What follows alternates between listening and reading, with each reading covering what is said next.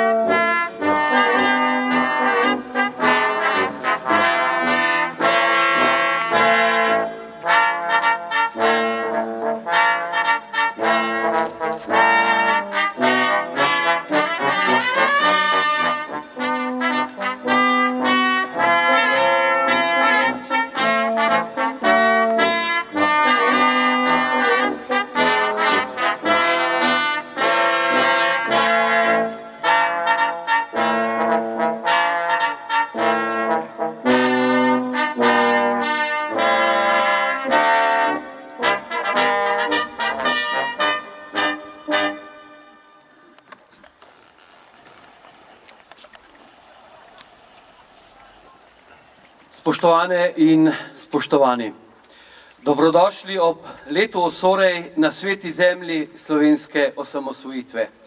Na sveti zemlji v Kočevski Reki, ker je pred 28 leti, pred 28 leti, prvič zadišalo po Slovenski vojski.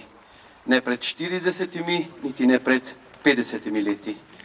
Pred 28 leti so se tu postrojili pogumni možje in žene, katerih naloga je bila v vsem svetu, Jugov armadi in tudi tistim v Sloveniji, ki jim samostojna Slovenija ni bila nikakršna opcija, pokazati, da smo odločni in da ne bomo popustili. Odločni, da si ustvarimo svojo državo, svojo domovino, ki bo temeljila na demokraciji, in odločni, da to tudi obranimo in da v tem ne bomo popustili. Spoštovane in spoštovani, med nami, ki se s ponosom v srcu spominjamo teh prelomnih in slavnih trenutkov slovenske osamosvojitve, z velikim veseljem pozdravljam predsednika Republike Slovenije in vrhovnega poveljnika Slovenske vojske, gospoda Boruta Pahorja.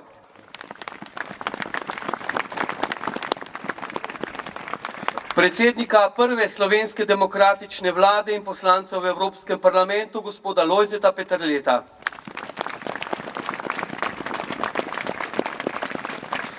Prvega obrambnega ministra Republike Slovenije, gospoda Janeza Janšo.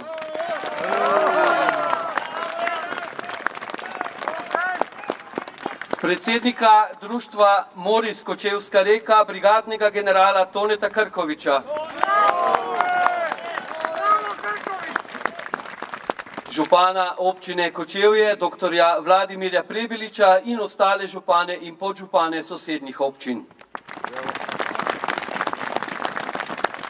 Spoštovane in spoštovani, v veliko čast pa mi je, da med nami pozdravim naše hrvaške prijatelje, visoko delegacijo Hrvatskog generalskog zbora, ki jo vodi predsednik general zbora Pavao Miljavac, nekdanji hrvaški obrambni minister.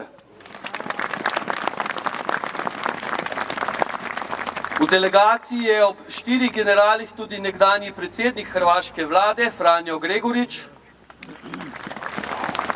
Pozdravljamo pa tudi z velikim veseljem prijatelje delegacije obranitelja iz Gorskega Kotarja.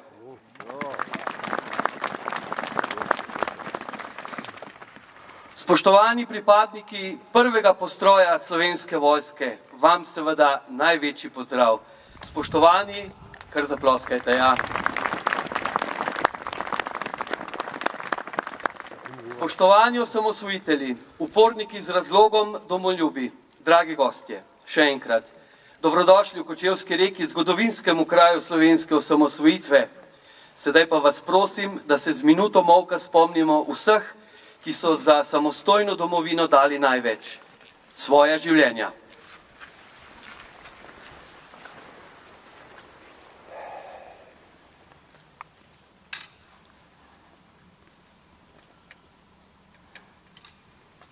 Slava jim.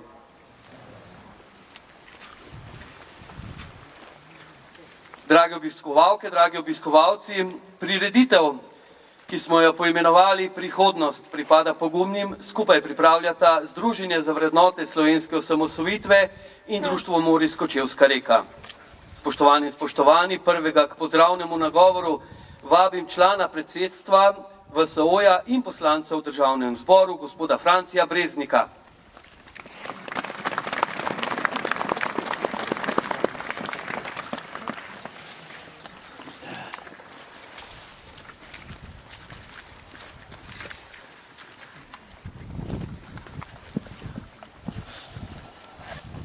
Spoštovani predsednik Republike in vrhovni poveljnik, spoštovani prvi predsednik vlade, gospod Lojze Peterle, spoštovani vojni in prvi obrambni minister, gospod Janez Janša, spoštovani generali sosednje Hrvaške na čelu z generalom Miljavcem, spoštovane poslanke in poslanci, predvsem pa spoštovani svojci padlih vojn za Slovenijo, spoštovani gospod župan, spoštovani aktivni udeleženci postroja izpred 28 let, dragi državljani in državljanke. Veliko čast mi je in privilegij, da smem na tej, kot je rekel danes govornik, na tej svetem prostoru v Sloveniji, na tem tako oddaljenem, predvsem pa prelepem delu Slovenije, vas pozdraviti v imenu Združenja za vrednote slovenske osamosvojitve. Združenja, ki gojuje vrednote, ki so nas krasile pred 28 leti, po tistem, ko smo prvič šli na volitve v zgodnjih pomladanskih dneh, ko smo dobili prvo demokratično vlado in ko so se začeli veliki osamosvojitveni procesi. Nažalost, z številnimi polenami pod noge, številnimi izdajstvi, nažalost tudi v tem času pa za številnimi junaki, ki so vzklili iz tega naroda. Leta 1990 je v tem času bil prav tako advent, kot je danes. advent za tiste, ki smo verni in za tudi tiste, ki so neverni, ki so ateisti. V latinskem pomenu besede izhaja iz besede adventus, pomeni prihod ali rojstvo nečesa novega. Prihod in rojstvo nečesa novega je pomenilo stoletja v slovenskem narodu. Leta 1990 pa je menil predvsem prihod novega upa, prvič nove demokratične vlade, v koaliciji Demos, na čelu z očetom slovenske države, dr. Jožetom Pučnikom. Pomenil je prihod mladih energij, v imenu takratnega notranjega ministra, gospoda Igorja Bavčara, obrambnega ministra, gospoda Janeza Janša, predvsem pa številnih junakov, ki so sklili iz tega naroda. Na tem mestu, kot je nekoč dejal Lojze Peterle v tistem svojem znamenitem govoru, je, in tega se bomo vedno zavedali, zadišalo po Slovenski vojski. Tukaj se je rodil tisti David, ki je premagal v osamosvojitveni vojni leta 1991 Goljata. Tukaj so se v bran postavili nekdanji moji kolegi, s katerimi smo skupaj preživljali potem tiste vojne dneve leta 1991 na tem prostoru in širili ta von. To je bil von poguma, to je bil von tistega veselja en teden pred odločilnim plebiscitom, ki so ga dajali ljudem, predvsem pa tiste zaščite, predvsem lepote duha, tiste lepote notranjega duha, ki je govoril, da so ti ljudje pripravljeni zastaviti svojo svobodo in svoje življenje, zato da bomo osvobodili slovensko državo, zato da bodo postali svobodni in demokratična tudi ti državljani v Republiki Sloveniji. Ta čast jim pripada in ta von, ki se je širil po Sloveniji, ne samo v Sloveniji, tudi širom Slovencem za mesto in po svetu, je v sebi, lahko rečemo, integriral veliko energijo. In ta energijo, ki je imel ta David, ki se je potem pospel z Goljatom, je premagala takratno četrto največjo armado v Evropi. Kako nenavadno, lahko rečemo, ravno v tem prostoru, kjer nedaleč od tega so v maju in v juniju leta 1945 je ta armada pobila na tisoče nedolžnih ljudi, žensk in otrok. In ta armada, ki je začela, kot so se izjavila avstrijska zgodovinarja dr. Vadl in dr. Elster v svojem znamenitem delu Titova dolga senca, Titos lange Schatten, je začela je z razrednim genocidom in prav ta armada je končala svojo pot z genocidom v Srebrenici leta 1995. Začetek v genocidu in končanje v genocidu.